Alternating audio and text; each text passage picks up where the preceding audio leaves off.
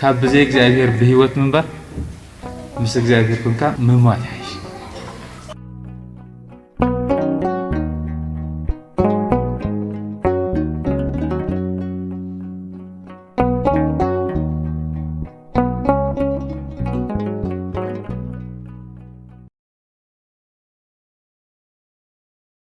لما عنتي كان فقاد أملاخ بخرنا زبل أرستخ نرينا كريستوس بخر فترة مخانو كم تقبو كخون زنابرو آدامي بخري فترة سب كخون زنابرو بخر زبل كأنتي مالتي مجمرتا مالتي بخري أبسب ترايا يكونن ناي إنساتات بخر اللو ناي إخلي بخر اللو ناي فرة بخر دمالو سلازخا كلاتنا عشرة راي زيكونس بخرن كلايو كنهب زلنا بخري مالت نايفرة مجمريا مالتي كم تقبو أدام ينايس بخر كخون نيروا جناخ كريستوس بخرو خينو قدوس جيروم أبزو قداي انتايلو انكو ولد زبالة بخريو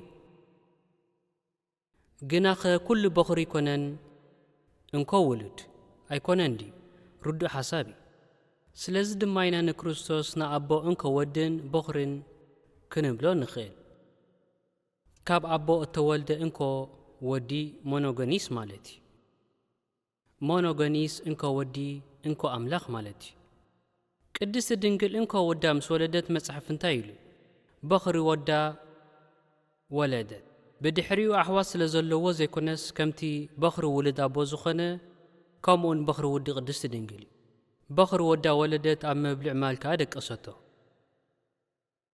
إذا سلا زخنة دحري 4 معالتي دحري لدت كريستوس قدس دنقل كلتا عينات مسوات حيزا نبيت مقدس كيدا اتحادة نناتا منصح اتكال أيدما مسوات نايتي بخري وديو كم تمحتن زخفته كل بغري ناي قدسو زبالو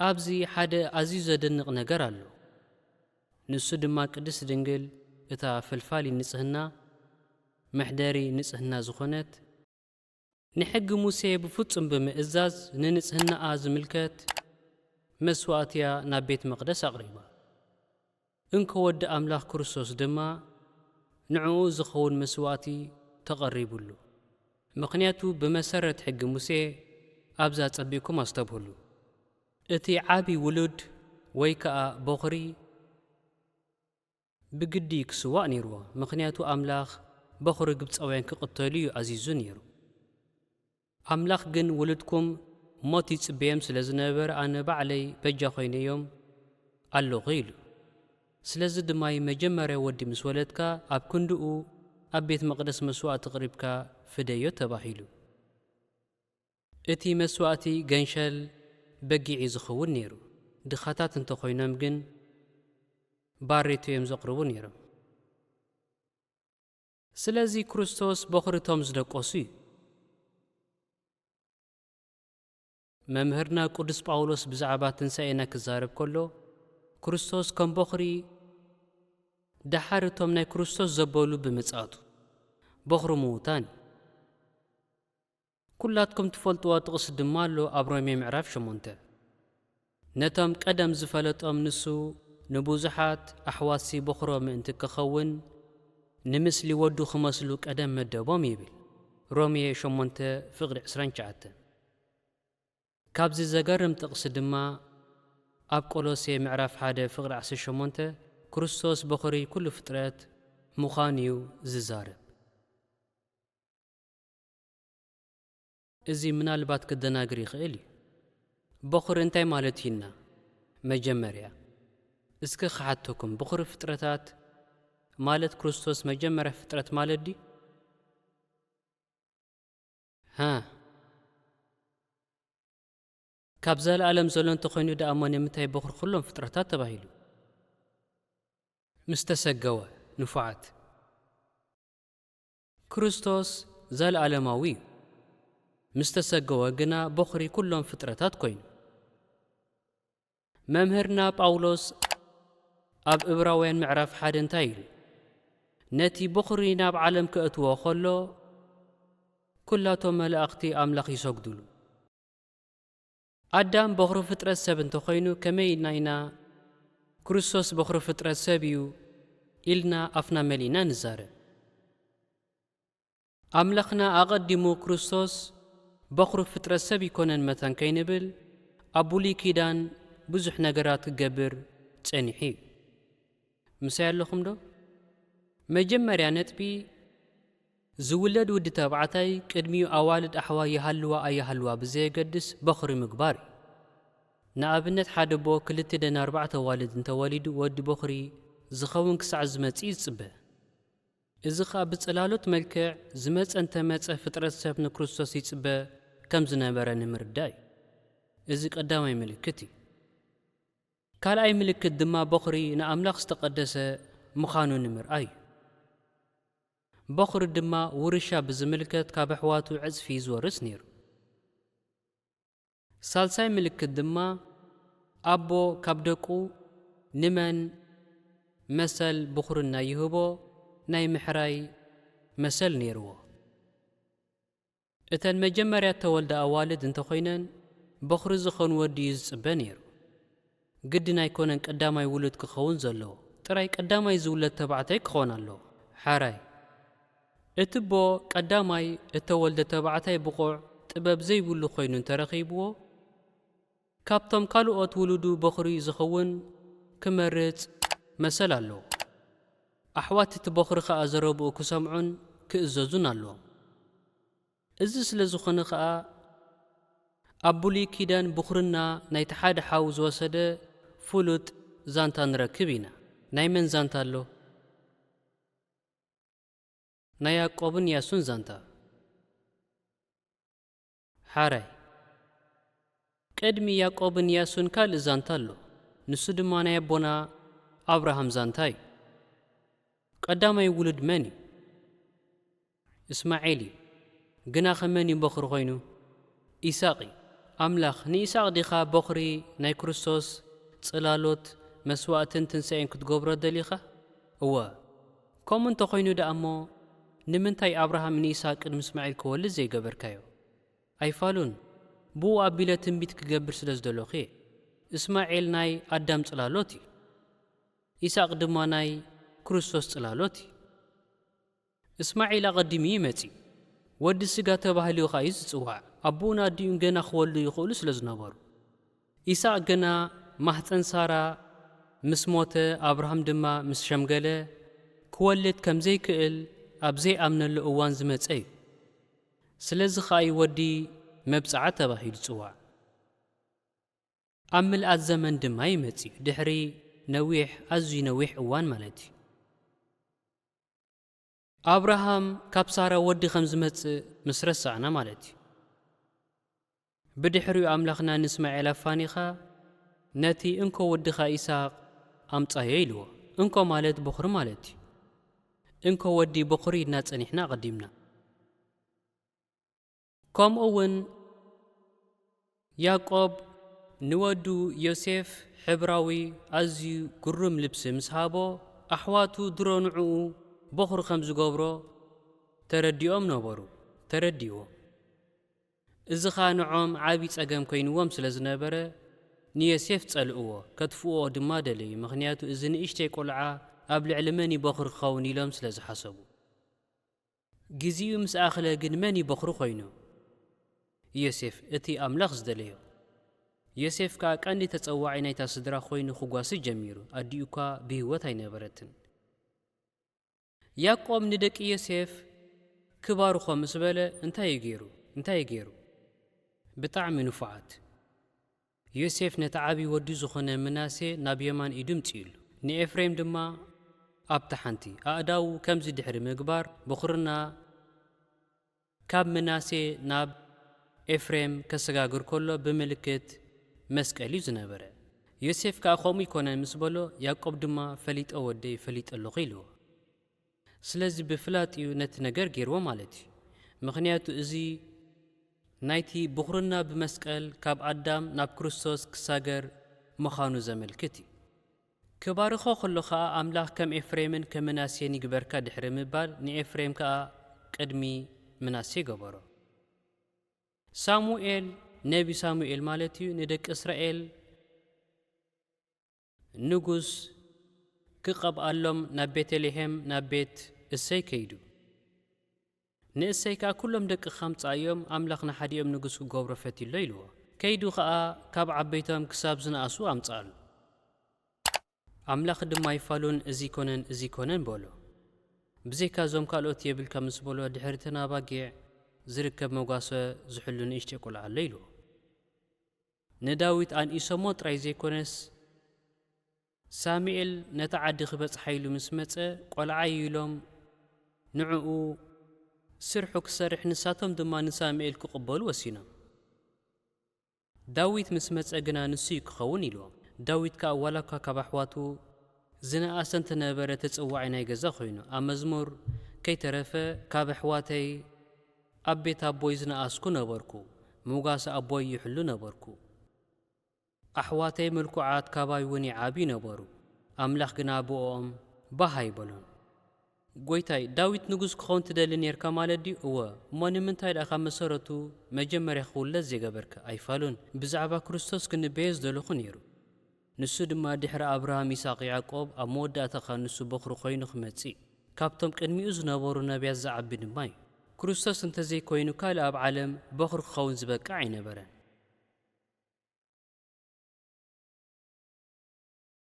ካልእ ትንቢት እውን ኣሎ ብዛዕባ ክርስቶስ ብንጹር ዝተባህለ ንሱ ከዓ ኣብ መዝሙር 89 ዘሎ እዩ። መብዛሕትኡ እዋን ኣይነቕልበሉን ኢና። መዝሙር 89 ካብ ፍቕዲ 26 ክሳብ 29 ከምዚ ይብል። ንሱ ክርስቶስ ማለት እዩ ኣቦይ ኻይሉ ክሰሜኒ እዩ ንኣቦዩ ከምኡ ኢሉ ክሰምዮ ኣምላኸይ ከውሒ መድሓነይ ኣነ እውን በኽሪ ካብ ነገሥታት ምድሪ ልዕል ዝበለ ክገብሮ እየ። ሳህለይ ንዘለኣለም ክሕልወሉ እየ ኪዳነይ እውን ክጸንዓሉ እዩ ዘርኡ ድማ ንዘለኣለም ዝፋን እውን ከም መዓልትታት ሰማይ ከንብር እየ። ናይ ክርስቶስ ትንቢት ምዃኑ ንጹር እዩ።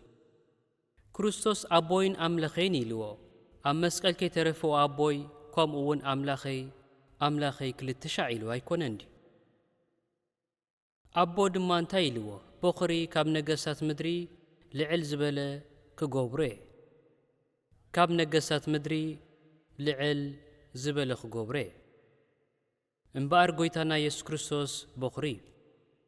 ብሰርቲ ንሕና ምስ ክርስቶስ ኣብ ጥምቀትን ቁርባንን ምሕባርና ሰማይ ናይ በኽራት ቤተ ክርስቲያን ክትስመያ ኣብ ቋንቋ ቅብጥን ግሪኽን እንግሊዝን ቀዳማይ እተወልደ ዝብል ትርጉም ይሒዙ ዘሎ። ናይ ሰማይ ቤተ ክርስቲያን ናይ በኽራት ቤተ ክርስቲያን ተባሂላ እያ ትስመ። ኣነ ንኣብነት ካብ ኣሕዋተይ በኽሪ ይኮንኩን ኣይኣትዋኒ ማለት ድዩ? እንታይ ማለቱ ደኣሉ?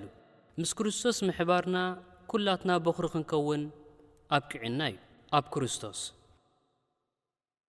ሓራይ ክርስቶስ ካብ ኣዳም በኹርና ከም ዝተቐበለ ርኢና ኣሎና።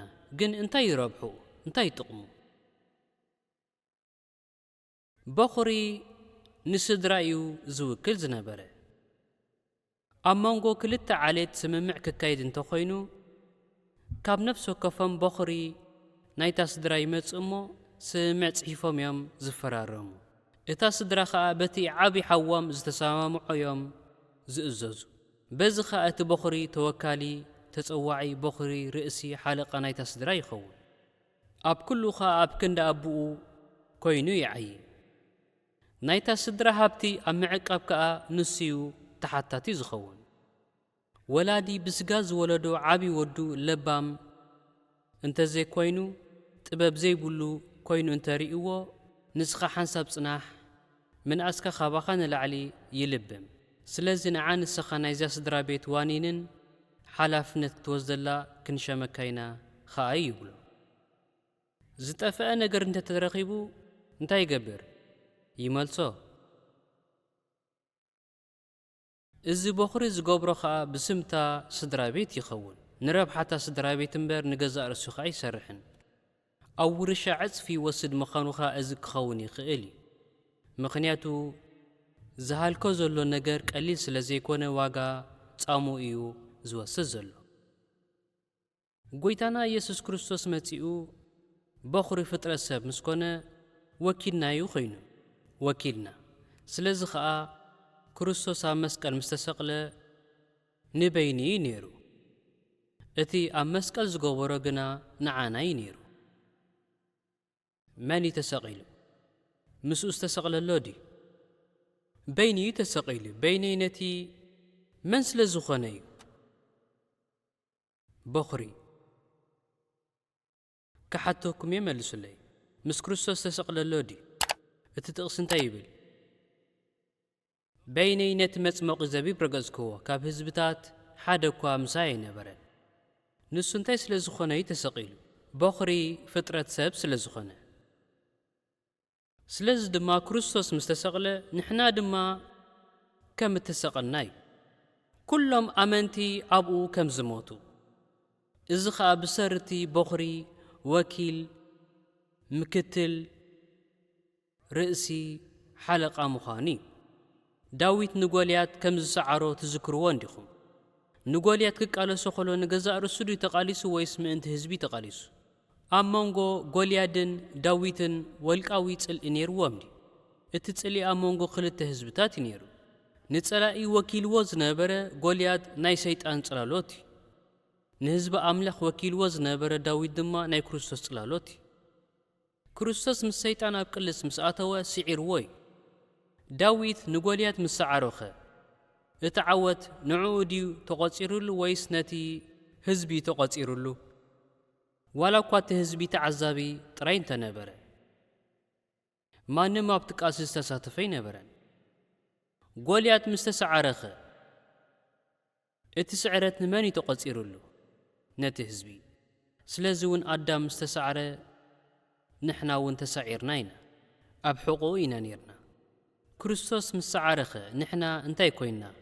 ሰዓርቲ ኮይንና።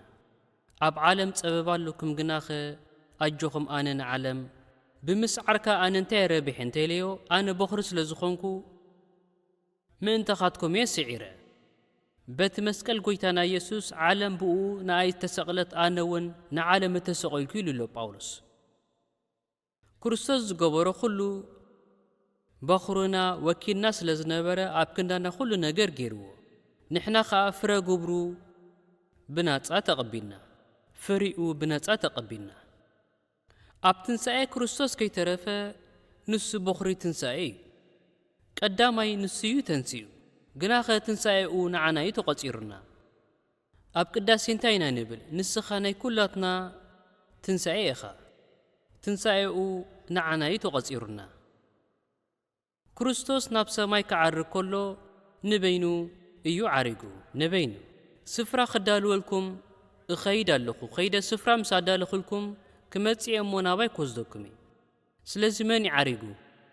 ብጀካ እቲ ካብ ሰማይ ዝወረደ ኣብ ሰማይ እውን ዘሎ ወዲ ሰብ ናብ ሰማይ ዝደየበ ሓደ እኳ የልቦን።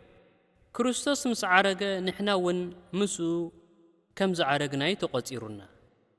ከመይስ ምእንቲ ገዛእ ርእሱ ኢሉ ዘይኮነ ዓሪጉ ምእንታና ኢሉ ይዓሪጉ? ንሱ በኹሪ ስለ ዝኾነ። ስለዚ ኻዩ ኣብ ቅዳሴ በኹርና ናብ ሰማይ ኣዕረካ ዝብል ውፅኢት እቲ በኹረይ ዝኾነ ኢየሱስ ክርስቶስ ናብ ሰማይ ዘዕረካ ባህረይ ኣባኻ ባረኽካ።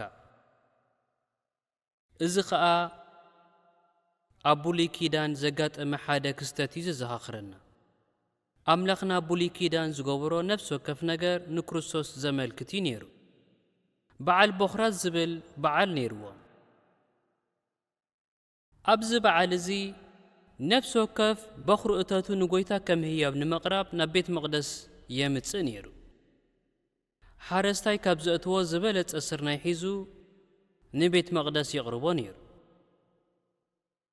ቅዱስ ዮሃንስ ኣፈወርቅ ነዚ ነጥቢ ክገልጾ ኸሎ ይብል፣ በኹሪ ካብ በለ ከም ትግቡእ ቀዳማይ እቶት እዩ ክመጽእ ዘለዎ፣ ግናኸ ቀዳማይ እቶቶም ኣይኮኑን ዘቕርቡ ነይሮም። ንምንታይ ቀዳማይ እቶቶም ዘየቕርቡ ነይሮም ኢሉ ሓቲቱ። ዝኾነ ኻባኻትኩም ብዛዕባ ሕርሻ ኣፍልጦ ዘለዎ ነዚ ሕጂ ዝብሎ ይፈልጦ ይኸውን እዩ። ኣብ መጀመርታ ወቕቲ እቲ ፍረ ድኹም እዩ ዝኸውን። ስለዚህ ኸኣነ ኣምላኽና ድኹም እቶት ክንቅርበሉ ኸለና ቀሪብና ንኽንብል ኣይንኽእል ኢና። ስለዚህ ኸኣ ሓረስታይ ዝበለጸ እቶት ስርናይ ክሳዕ ዝረክብ ይጸንሕ እሞ ብድሕሪኡ መሪጹ እዩ ናብ ቤት መቕደስ ዘቕርቦ ዝነበረ። እዚ ኸኣ ናይ ክርስቶስ ምልክት ኢሉ መጀመርያ ውሉድ ንኣቦ ንቕርበሉ እንተንኸውን ንኣዳም መቐረብናሉ። ኣዳም ግን ብቑዕ ኣይነበረን እሞ ድሓን ድሕሪ ኣዳም ዘሎ ኣቤል ነምጻዮ እንተንብል ሕጂ እውን ኣቤል ብቑዕ ኣይነበረን ዋላ እኳ ጻድቕ እንተኾነ። እሞ ሄኖክ ወይ ኖህ ወይ ኣብርሃም እንተምጸናኸ ብዘይካ ክርስቶስ ማንም ሰብ ብቑዕ ኣይነበረን። ፍጥረት ሰብ ክሳዕ ክርስቶስ ኢየሱስ ዝመጽእ እዩ ተጸቢዩ። ብድሕሪኡ ኸኣ ንኣቦ ከም በኹሪ ፍጥረት ሰብ ኣቕሪብናሉ። ስለዚ ሕጂ ናብ ኣቦ ነቕርቦ መስዋእቲ ኣብ ኣቦ ቅቡል ዲ ወይስ ፍርቂ እዩ? ክርስቶስ በዓሉ እንዲ? ከምኡ ድማ ብተመሳሳሊ ኣገባብ ከምዚ ይብል፣ ኣምላኽ ኣብ በረኻ ኸለዉ ማና እዩ ካብ ሰማይ ዝቕልቦም ነይሩ። ኣብ ምድሪ ፍልስጤም ክነብሩ መጀመርያ ምስ ኣተዉ ማና ካብ ምሃብ ተቖጠበ። ኣምላኽና ኸ ኣብ ምድሪ ሕረስዋ ኢልዎም፣ ግና ኸ ሕጊ እውን ሰርዓሉ። በሎም ካብ ምስ ዘራእኩማ መጀመርታ ዓመት ካብኣ ኸይትበልዑ፣ ካልኣይ ዓመት ካብኣ ኸይትበልዑ፣ ሳልሳይ ዓመት ካብኣ ኸይትበልዑ፣ ራብዓይ ዓመት ድማ በኹሪ እቶት ንኣምላኽ ወፊይዎ፣ ብድሕሪኡ ብልዑ ኢልዎም። ቅዱስ ዮሃንስ ኣፈወርቂ ነዚ ክገልጾ ኸሎ ከምዚ ኸኣ ኢሉ፣ ቀዳማይ ካልኣይ ሳልሳይ ዓመት እቶት ድኹም እዩ፣ ንኣምላኽ ክንቅርበሉ ይንኽእል ኢና። ራብዓይ ዓመት ግና ጽቡቕ ዝበለጸ ፍረ ስለ ዝኾነ ንኣምላኽ የቕርብዎ ነይሮም። እዚ ኹሉ ግን ናይ ክርስቶስ ጽላሎት እዩ ነይሩ ኢሉ። ቀዳማይ ዓመት ካብ ኣዳም ክሳዕ ኖህ እዩ ዝነበረ። ካልኣይ ዓመት ግና ካብ ኖህ ክሳብ ኣብርሃም ነበረ። ሳልሳይ ዓመት ድማ ካብ ኣብርሃም ክሳዕ ክርስቶስ ወይ ድማ ካብ ሙሴ ክሳዕ ክርስቶስ እዩ። ክርስቶስ ምስ መጸ ግና በኹሪ ኽነቕርብ በቒዕና። ኣብዚ ሕጂ ሕቶ ሓቲቱ፣ ኣምላኽ ናይ ራብዓይ ዓመት እቶት ይደሊ እንተ ነይሩ ንምንታይ ካብ ቀዳማይ ክሳዕ ሳልሳይ ዘሎ ዓመት ክበልዑ ዘይሓደጎም ኣይፋሉን? በኹሪ ንኣምላኽ ከይቐረብና ክንበልዕ ቆኖ ኣይኮነን ኢሉ ኣስተንትንዎ እሞ እቲ ፍረ ብግረቡ ኸሎ ይሓድግዎ ነይሮም። ንሕና እውን ከምኡ ክርስቶስ ናብ ላዕሊ ደይቡ መንፈስ ቅዱስ ከይሰደደና ስጋ ክርስቶስ ክንበልዕ ከምኡ እውን ናይ ሰማይ በረኸት ክንቅበል ይከኣል ኣይነበረን። ክርስቶስ ኣብ የማን ኣቦ ተቐሚጡ ዝብል ጥቕሲ ኣሎ። ተቐሚጡ ግን እኮ ጐይታ ኢየሱስ ካብ ዘለኣለም ኣብቲ ናይ ኣቦ ዙፋን ኢኻ ተቐሚጥካ ዝነበርካ። ኣብ ቅዳሴ ምስ ኣቦ እተቐመጠ ኢና ንብል፣ ሲኒስትሮኖስ ናይ ኣቦ ዙፋን ማለት እዩ። እንታይ ሓድሽ ነገር መጺኡ? ሓድሽ ደኣ ስጋኹም ወሲደ ኣብ ጥቓ ኣቦ ኣቐሚጠዮ። እዚ ኸ እንታይ ይጥቕሙ? ብርግጽ ንሕና ክብረት ረኺብና። ንመጀመርያ ጊዜ ስጋ ወዲ ሰብ ኣብ ጐና ኣቦ ተቐሚጡ። ካብ ዕርገት ክሳብ በዓል 50 ዘሎ ጊዜ ኸኣ ኣብ የማን ኣቦኡ ተቐመጠ እንዳበልና ንጽሊ። ኣብ የማን ኣቦ ተቐመጠ። እዚ ምቕማጥ እዚ ንረብሓናይ ነይሩ፣ ንዓናይ ተቖጺሩና። በኹርና ክርስቶስ ዝገበሮ ነገራት ምስኡ ኣብ ዘለኣለም ክንወስዶ ኢና። ኣብ ጥምቀት ብመስቀል ተፈሲሕና ባሂሉና እዩ። ከምኡውን ብትንሣኤ ሽዑ ድማ ኣብ ቅዱስ ቁርባን ናብ ሰማይ ምኻድን ኣብ የማን ኣቦ ምቕማጥን ግና ገና ኣብ ዘለኣለም ኢና ክንወስዶ። ቃሉ ኸኣ ይብል፣ ከምቲ ኣነ እውን ዝሰዓርኩሞ ምስ ኣቦ ኣብ ዙፋኑ ዝተቐመጥኩ ነቲ ዝስዕር ኣብ ዙፋነይ ምሳይ ክቕመጥ ክሁበ። ክርስቶስ በኹርናይ ክንብል ከለና ኩርዓትናን ክብርናን ሓጐስናን ዘውድናን ተሓታቲ ኣካልና እዩ። ወኪል ቤትና ክቡር ሕፉር ሰብኣይ ንሱ ኸኣ ክርስቶስ እዩ። ወዲ ኣምላኽ ወዲ ሰብ ኮይኑ ናይ ቤትና ተጽዋዑ ኮይኑ ኣብኡ ተዓቂብና ኢና። ስለ ዘሎ ቁሱናት ኢና። ሓደ ሰናይ ዘይድፈርሓው ከምቶም ነገራት ዝፈትሑ ነገራት ዘሰላስሉ ክህልወካ ኸሎ ብምህላው ተቐስን ኢኻ።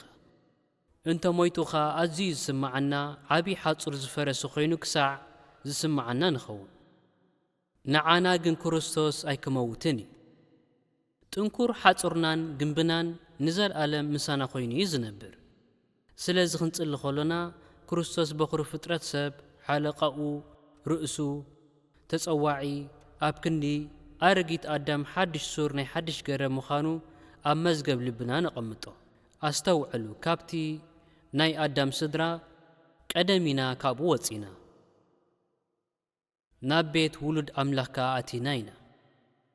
ማዕሲና ካብኡ ወፂና ኣብ መዓልቲ ጥምቀትና ነቶም እተቐበልዎ ዘበሉ ኩሎም ብስሙ ንዝኣምኑ ግና ውሉድ ኣምላኽ ክኾኑ መሰል ሃቦም። ንሳቶም ከዓ ካብ ኣምላኽ እምበር ካብ ደም ወይ ካብ ፍቓድ ሥጋ ወይ ካብ ፍቓድ ሰብኣይ ዘይተወልዱ እዮም። ዮሃንስ 1:12 ክርስቶስ ከዓ በኽርቶም ብዙሓት ኣሕዋት ክኸውን እዩ። ኣብ ዙርያ በኽርና ኾይንና ከዓ ኣብ ኣቦ ሓጢኣትና ምእንቲ ክሓድገና ኣብ ዘለኣለም ምስኡ ክቕበለና ዘክረና ኣማልደና ከዓ ንበሎ። ብርግጽ ብባህሪ ክርስቶስ ምስ ኣቦ ማዕረ እዩ። ብመንጽርቲ እስብእቱ ግና ምሳና እውን ማዕረ እዩ። እግዚኣብሔር ሕይወትኩም ይባርኽ። ኣምላኽና ንዘለኣለም ዝተባረኸ ይኹን።